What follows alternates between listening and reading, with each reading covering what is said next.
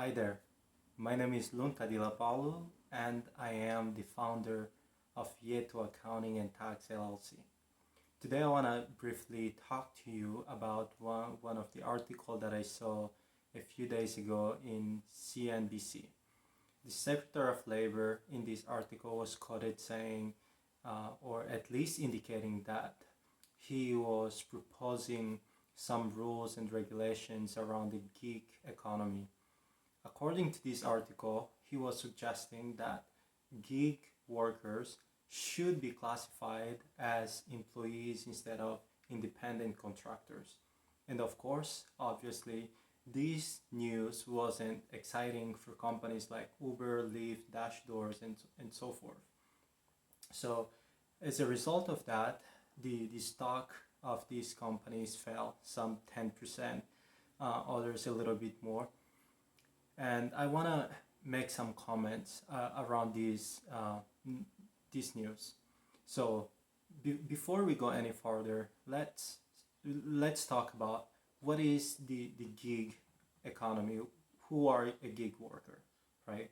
So the first thing we need to determine is what makes up this gig economy. So if you do a quick Google search, what you will find is that gig economy is the part of our modern economy that has been evolving in the past 20 years or so, where there is supplier of services or products go to a platform to meet the buyers of these goods and services. So companies like Uber, Lyft, Etsy, or eBay for that matter, they provide a platform where common people like you and I go to place our services to sell to buyers, and at the same time we can also be buyers of other people's goods and services. So that's what makes up the gig economy. You can be at your home, you can be at anywhere in the world to be part of the gig economy. So why does it matter for someone to be classified as a gig worker, independent contractor, as it is today compared to becoming an employee? So if you have a full-time job or a part-time job, you receive a W-2. So as part of the W-2, you have to work under the terms of the employment contract, and in return, the employer pays your salary, oftentimes with an additional bonus or benefits like healthcare, retirement contribution, or other employee deductions, right? So that's that's what an employment contract usually looks like. On the other hand, there is an independent contractor where most gig workers, or if not all gig workers, fall in. They receive the form 1099, which is especially to indicate the amount of income they earn from working with these platforms, right? So these independent contractors, they do not have to answer to the company that allows them to use the platform to provide goods and services to the rest of the market. So in this case, they can make their own hours, they can use their own instruments, equipment to provide the goods and services. So for example, in the case of Uber, you can use your own car to provide ride sharing services to clients and patrons. So that's basically the idea beyond independent contractor and employee.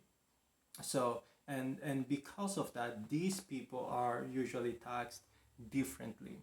As an independent contractor, there are actually benefits, tax benefits, that as an employee you wouldn't be able to take advantage of. But unfortunately, here's the problem.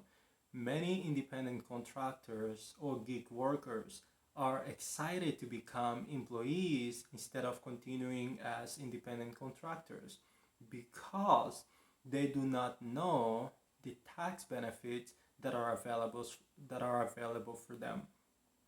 In our website, www.yetoadvisory.com, we have a blog that discusses some of the tax benefits available to gig workers.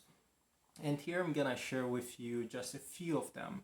So the first thing that gig workers have to understand is that they are actually businesses, which many people in the gig economy are not aware of. You are technically a sole proprietorship. You can get the same tax deduction, tax benefit as any other company operating in this country because you are a business. But many self employed individuals, gig workers, or freelancers are not aware of this. So, because of that, they leave on the table a lot of potential deductions that they could have taken advantage of to reduce their taxes. So, let me give you some example of these available tax benefit that are available for gig workers. The first thing is any electronics you use. If you're an Uber driver, you use a tablet, a computer, a cell phone, or a smartwatch, any electronic gadget. All of these are potential areas you can deduct. You can buy a completely new iPhone and write it off because it's part of your business expense, right? If you're especially if you are an Uber driver or Lyft driver, you can write off your auto expenses, right? If you choose the mileage approach, you'll write off the business mileages. And if you choose the actual expense approach, you can write off all the expenses with gas, repair and maintenance, insurance, any expense associated with the car, as well as depreciation. So all these things actually are not available for you as an employee, right? So it's important to remember this. As an employee, you can't really write off your transportation expense or your health insurance expense and so forth. But as a small business, you can write these things off, right? You can write them off. You can write off the retirement amount you contribute towards, um, the retirement contribution you make towards your personal retirement account. These would help you reduce the amount of tax you pay. If you're working from home, you can take a home office deduction. So there are a number of rules that you can actually take advantage of as a gig worker. So my advice to you who are a gig worker is to find a professional, a tax professional who can help you, not only a tax preparer, but someone who understands the tax code, the tax law, the regulation, and who have the ability to advise you in terms of what areas that you can capitalize on to reduce your tax burden.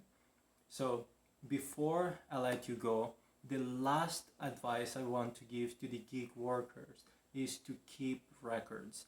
Often people have a hard time to claim deductions because they spent money for eligible business expense, but they forgot to keep record. They forgot to keep the invoice, the receipt, the transaction statement, whatever it is that they paid.